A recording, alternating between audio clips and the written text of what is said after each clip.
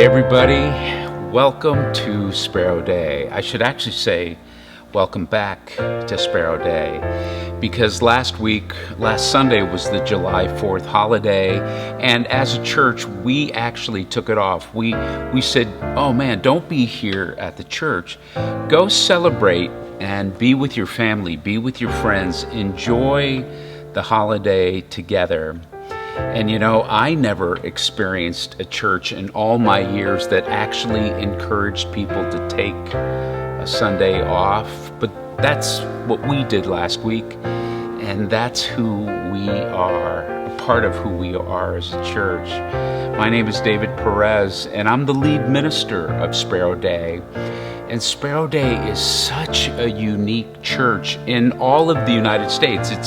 It's one of the few churches like it that is actually giving an effort to rethink, reform, and reimagine a different kind of Christianity. And perhaps that's how you found us, because your Christian faith is meaningful to you, but it has shifted a bit. The predominant form of American Christianity, whether it is expressed in a very contemporary way or maybe even a very traditional way, the kind of approach Christianity is taking here in America, maybe it just hasn't been expressing who you are. You are looking for a Christian faith that's more evolving, more inclusive. And so I just want to welcome you. So whether you're watching here in Nashville, or you're in some other city or state, even another country, I know there are some of you who are out of the United States and you watch us. Wherever you are and whoever you are, I just want to welcome you. And I want to let you know that you are cared for, you are accepted, and you are loved for who you are. Well, today we have a wonderful speaker. Her name is Dori Gorman, and Dori is going to bring the teaching this week. I'll be back next week, but I hope you can attune your mind, your heart, and your spirit to her. So as she's getting ready to come, and our own Nicole Serrano is going to lead us in song, maybe just that, you could just begin to still your mind, still your heart, and just begin to attune your spirit to God, to Christ, and may you experience God's love and presence this morning. No height or depth can separate your steadfast love. Who can escape your faithfulness and endlessly, so full of grace and mercy? And we sing, God is so good, God is so good, God is so good, He's so good to me. Yes, He is so good.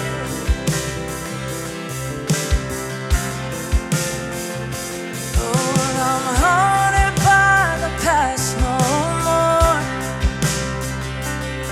'cause my innocence has been restored.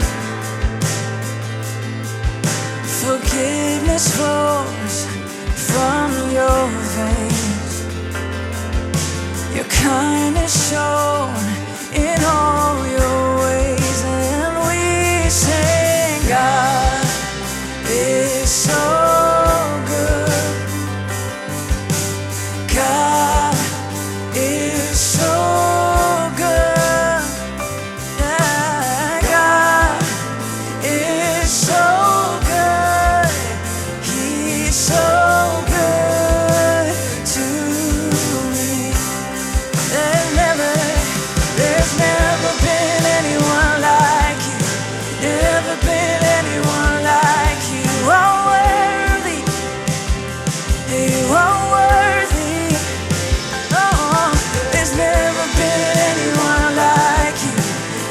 never been anyone like you. Are worthy.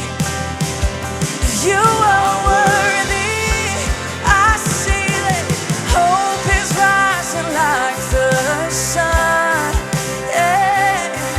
The old is gone, the new has come. I fix my eyes on Christ alone.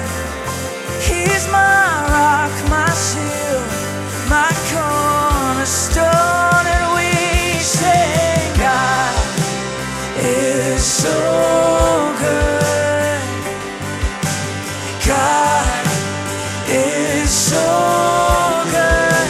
Yes, He is. God is so good. He's so good to me. Yeah. I know God, He's so good. You're still good to me. Yeah. I know that God, you're still good. You're so good to me.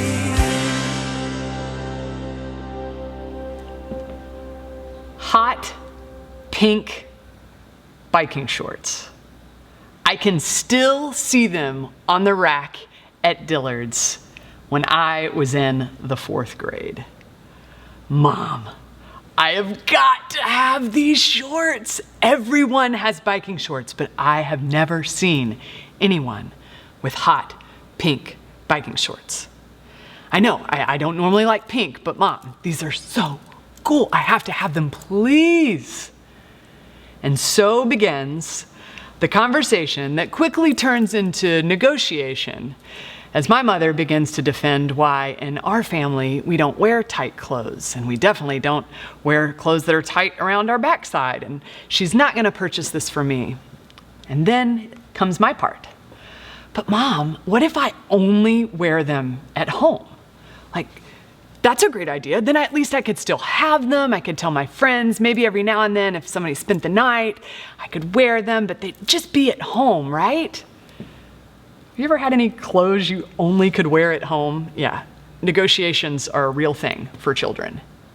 And mine was happening pretty hardcore with those hot pink biking shorts. And finally, I convinced her. So I had my first pair of biking shorts in the 4th grade. And boy, was I excited. But then I could never wear them. Except my opportunity came in the form of a midweek work trip. My parents both were going out of town. I was gonna get to spend the night with my best friend Risa, and this was my opportunity. Because you see, the great thing about biking shorts is you can roll them up really small and hide them in your overnight bag.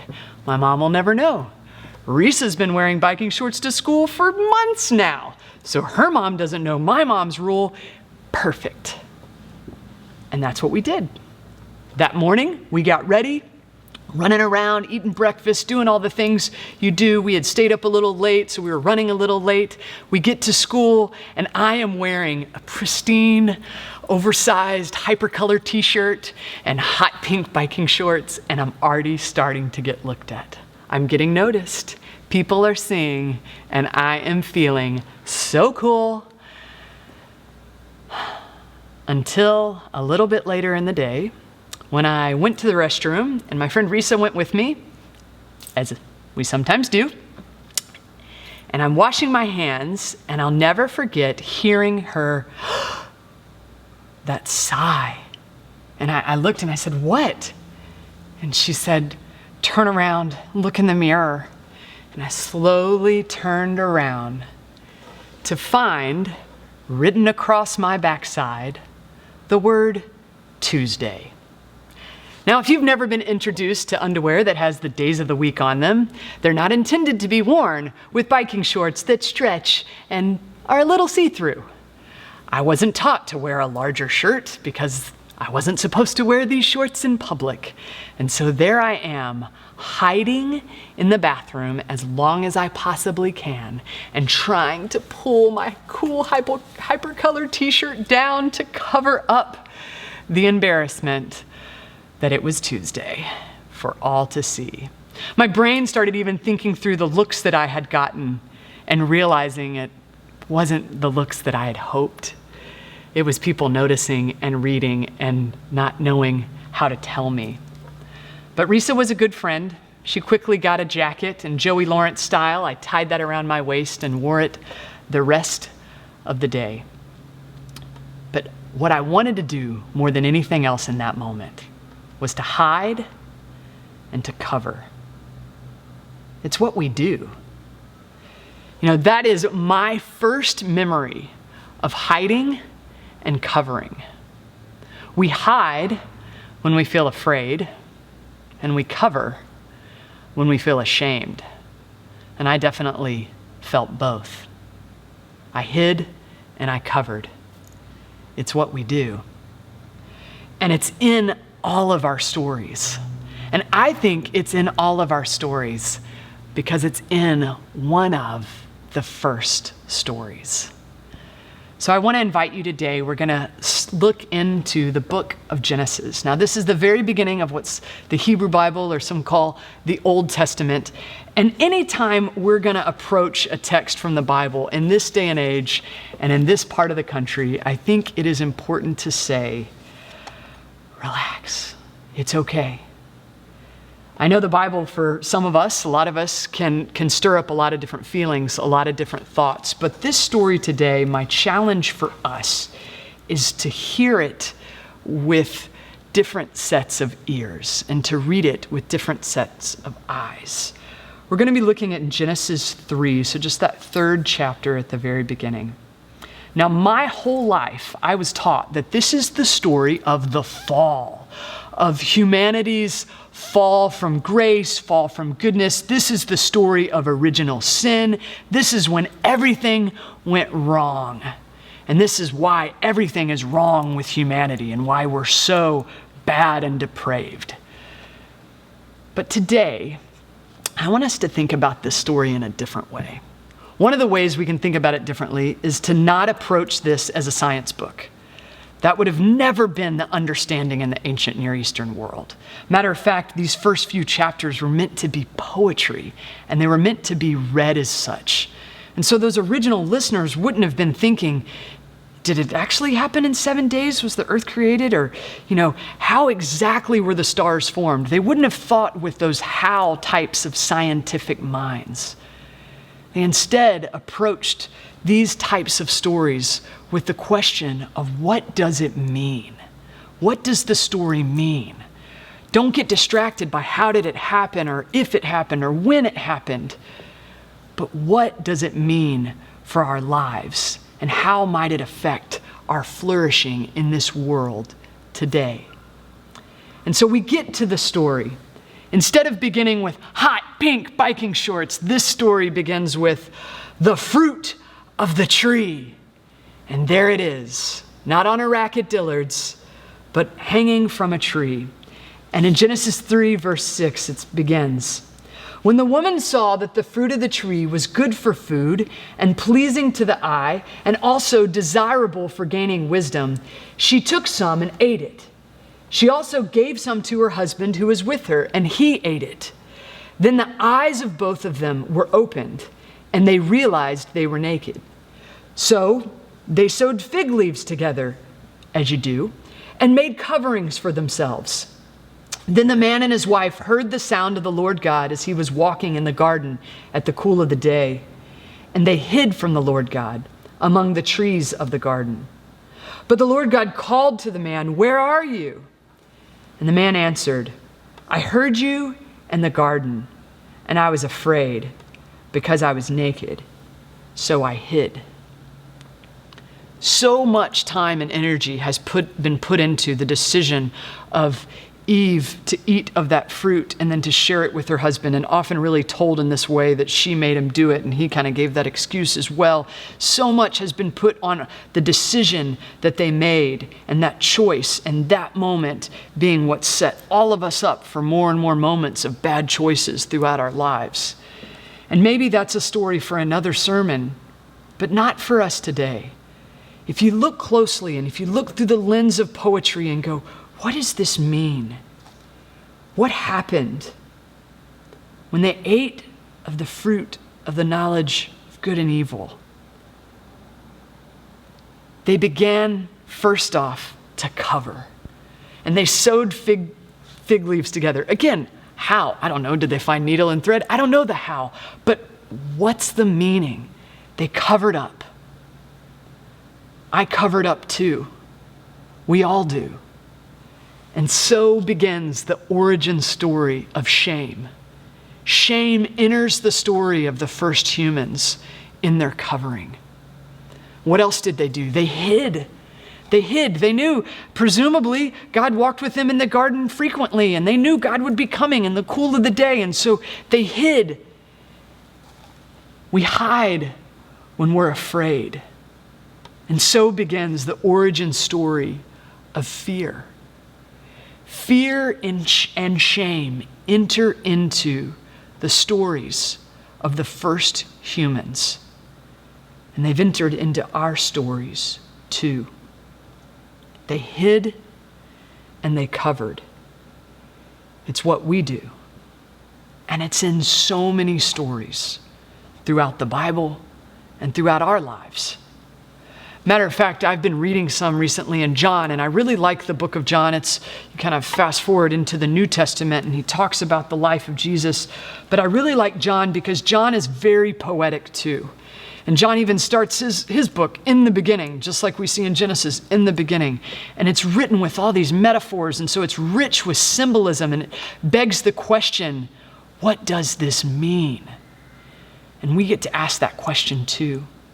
And one of the stories that I noticed for the first time, kind of through this same lens of hiding and covering and fear and shame, was the story of Lazarus. Lazarus is the brother of Mary and Martha and a good friend of Jesus. And this story begins with the words, "The one you love is sick." Jesus gets word that Lazarus is sick, and it's pretty bad. He's dying. And he gets that word, and he goes, not immediately, but he does go. And by the time he gets there to Lazarus, Lazarus has been dead for 4 days, and he's been buried. And Jesus says to them, no, he's just sleeping. And they said, no, he's dead. And one of the things with this story is some of us can hear a story about this, and if, spoiler alert, Jesus raises Lazarus from the dead. And again, some of us can hear that and go, I don't believe that, so I just toss out the whole thing. And some of us go, no, I absolutely believe that literally happened. And I kind of want to say there's a place for all of us. And what if instead of the throw out option, we go, what does it mean? What does this mean for us today? And so when Jesus comes to the tomb where Lazarus' body has been put, presumably in like a cave with probably a stone over it, really to keep the smell out, and he comes to that tomb, and he's wept with Mary and Martha, and he's grieved with them, and he's been present with them through their pain. And Jesus calls out in a loud voice, Lazarus, come out. And the dead man came out, and his hands and feet were wrapped with strips of linen and a cloth around his face. And Jesus said to them, take off the grave clothes and let him go. Now again, this is a story that I've heard, and it's often been about, Jesus raises people from the dead and he can raise the dead in you. And I think that's a great sermon. That's good. But through the lens of that first story, when we see the origin of fear and shame, I can't help but ask myself, is there also fear and shame in this story in the form of hiding and covering? Now again, you have to put on your poetic hat here, but Lazarus has been hidden away tucked away into a tomb, put inside a cave. Now, you could argue, well, yeah, he was dead. That's what you do. But just think about the symbolism of being put into hiding, of having to stay away out of fear.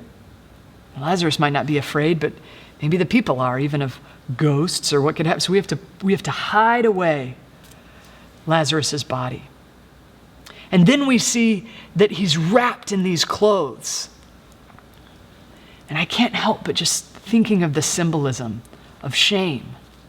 We want to respect Lazarus's body. He's presumably naked. We will wrap him. The garments likely had some perfumes in it to help with the smell, but we're ashamed of the smell of death. It's embarrassing. We don't want that reminder. And so Lazarus is hidden and covered, and to the extent of being in a tomb. So to me, this isn't just a story of the power to raise from the dead, though that's, again, a great story. But so much of the meaning that I see in this story, when Jesus says, come out of hiding. You don't have to be afraid. And then he turns to the people around and said, take off the grave clothes. Help him get this off. He doesn't have to be ashamed anymore. We hide and we cover. It's what we do. And it's also in our stories, not just in the stories of Scripture. Though I would encourage you, when you start to see that hiding and covering, you will read stories in the Bible differently. You will start to see so many examples of how people in the Bible hid and people in the Bible covered as a part of fear and shame. And they're not alone. We do it too. When I told that story of the hot pink biking shorts, it's actually probably my earliest memory of feeling that I need to hide, feeling that I need to cover. I probably wouldn't have named it as fear and shame as a kid, but I can see it now. It's the origin story for fear and shame in my story. What about you?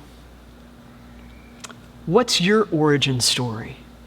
When did fear and shame start to take root within your life? Do you remember a first story? Think about it. For some of you, maybe that's a big T trauma story, and it's intense. And so even this invitation to think about that is shocking. And that's where I'm so thankful for therapy and counselors that help us with those big stories. But I'm actually want to invite you to think about maybe those little T traumas, those smaller stories of where we felt like we had to hide or we had to cover. Or maybe it's easier to think of a story that's more of a Lazarus story, when we got to unhide. We had to come out of hiding and we got to uncover, and we could be our true, full selves. What's your story of fear and shame? Chances are you have a lot of them. If you think about it, we show up on this earth as babies, completely vulnerable and desperate. I mean, in our physicality, we are born naked, just as that origin story in Genesis. Completely vulnerable, completely exposed, unhidden. Interestingly, one of the first things we do with babies is cover them up. We've learned now, only over time, the significance of skin-to-skin contact, of connection, and how connection actually works against, if you will, fear and shame. Connection with one another really helps us not feel afraid and not feel ashamed. And so we do skin-to-skin contact with a baby to give their first story something that isn't fear and shame, but is an original blessing, as you are good and you are loved. You know, Einstein once said, when we all show up on this earth, we're all asking one question, and it's the question, is this universe hostile or supportive of me? Is the world I find myself in hostile or supportive? It's a fear question. Do I need to be afraid here? And if I could be so bold as to add to Einstein, I would add a second question, and that is, am I acceptable? Am I worthy of love? Do the people in my life, do my people delight in me? That's a shame question. So those two questions, is this world hostile? What do I need to be afraid of? What do I need to look out for? And am I acceptable, likable, worthy of love? I don't want to be ashamed, but am I worthy to not feel shame? And in a lot of ways, I've set up kind of two spectrums. If you think about it, there's one spectrum with, on one side, there is fear. And on the other side, there is love. And where do you fall on that spectrum? Are you walking more towards fear because of the stories that have shaped you and how you've been molded into believing a lot of fearful things about yourself and the world you find yourself in? Or have you been able to take steps towards love? And where do you land on that spectrum? In the same way, there's another spectrum, I think, of shame on one side, where we don't feel worthy, where we do feel like we need to cover up. And then on the other side, freedom. I use that word carefully in America because, after celebrating the 4th of July, freedom means a whole lot of different things to different people. But in this context of that spectrum, freedom means the freedom to be your full self without restraint, without being hindered or shackled or needing to cover, but being able to live into the reality of who God made you to be. Where are you on that spectrum? Shame or freedom? I've been thinking about that question a lot in preparation actually for this message today. I have not preached a sermon in 2 years. And one of the last sermons I preached actually got me fired. The way the story goes is in 2019, my husband and I had moved to Nashville, so we're still pretty new here. I grew up in Franklin, but I hadn't lived here in about 20 years. And so we moved to Nashville, and he's pursuing a dream at Vanderbilt that I am so thrilled about, and I'm excited about the path he is on to become a therapist. And as we journeyed towards that dream together, I began to kind of, where are you calling me? What are you doing in my life? What's next for me? We had been pastors in Chicago. We had started a church in 2010. So it was a big decision to leave that community in the hands of some amazing leaders and to take a step into our next story for us. And I had it all lined up. I was going to be working for a church planning organization that had helped start us. And the plan was in motion. I had already signed all the HR paperwork. I already had gotten a computer, had my email, had my start date. They were giving us a little bit of extra time so we could move and get settled. And then a phone call came. And I'll never forget hearing my supervisor's voice on the other end of the line, telling me that one of their board members had heard one of my last sermons that we preached when our church had become open and affirming to every single LGBTQ person in every capacity of leadership and marriage in every way. And it was an amazing Sunday, and a Sunday that fills me with so much love and so much freedom. And yet here now was someone saying, because of this, and because this is on a podcast and it's public, we are no longer going to employ you. Did I mention we were already in Nashville and that my job was pretty important to this dream we were pursuing? for my husband at Vanderbilt. Talk about fear and shame. Very afraid for our future, very afraid for what this was going to mean for our family, and somewhat shame, not of that sermon at all, but of their decision. And that I was so close to aligning myself with people that would make that decision. Was a lot of feelings, let's just say that.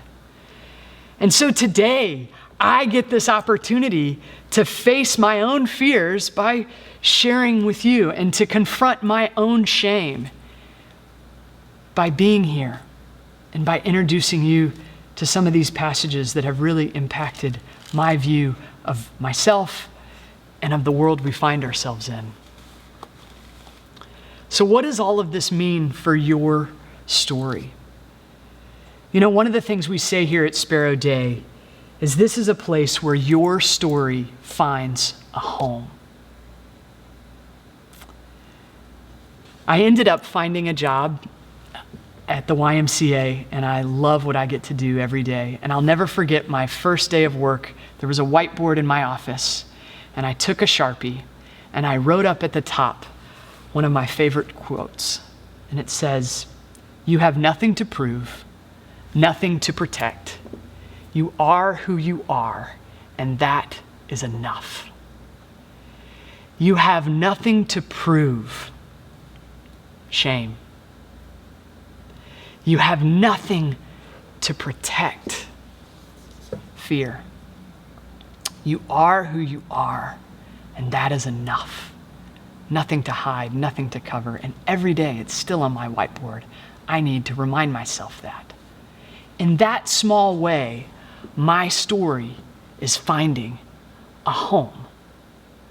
And it is my hope and my prayer that your story can find a home at Sparrow Day. And again, that phrase, I love it, but it's kind of like, what does it mean? And I think what it means is looking through your stories in a community with others and uncovering where there has been shame and coming out of hiding where there has been fear and reminding one another, this is a place for love. And this is a place for freedom. And you can wrestle with those stories here because we're all wrestling with our stories here. And we just might get to write a new story of love and freedom instead of fear and shame. But I know there's a lot of grave clothes. A lot of us some of us have layers and layers and layers and layers of shame upon us.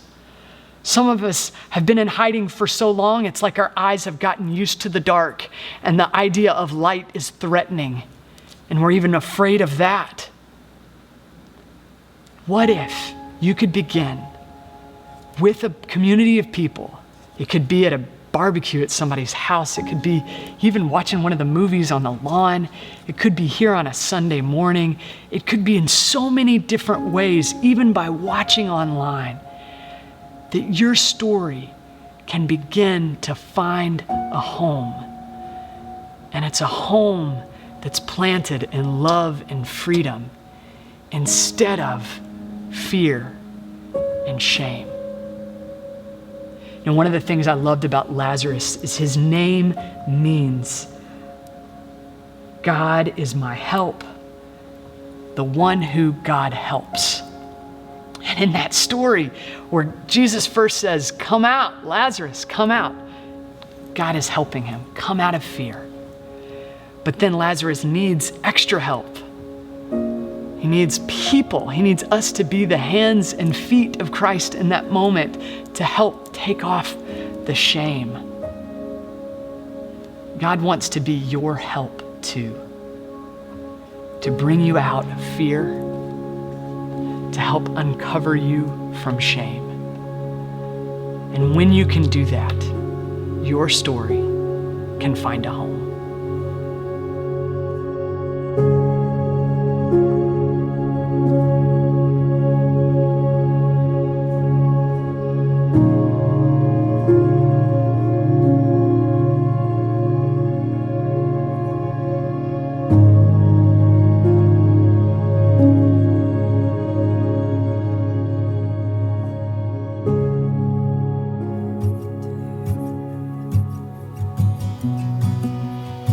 Well, that is our service, everybody, and I just want to thank you for joining Sparrow Day Digital and being with us online. I hope the words and the thoughts and the teaching that Dori shared about what it means to hide and cover and where God shows up in that, I hope that was particularly meaningful to you and even awakened some new transformational things.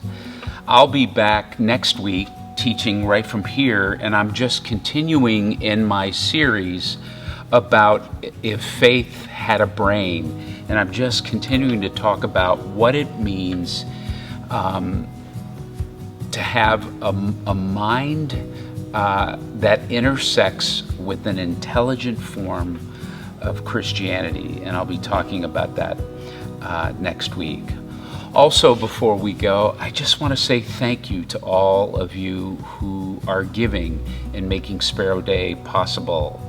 As I often remind us, Sparrow Day is such a unique church in America. It's only one of a few churches like this in America that's actually giving an effort to rethink and reimagine a different and a new kind of Christianity. And so making that voice known has been challenging, of course, as you can imagine, but it has been meaningful. And so when you support it, you help keep that alive and you help sustain what we do. And if you want to start giving, it's really easy. Just go to sparrowday.com. In the upper right-hand corner of the menu, you'll see the word give. Just click on it, and you'll see how easy, how safe, and how secure it is to give to Sparrow Day. You can give one time, or you can become a recurring giver each week, or bi-weekly, or once a month, however you want.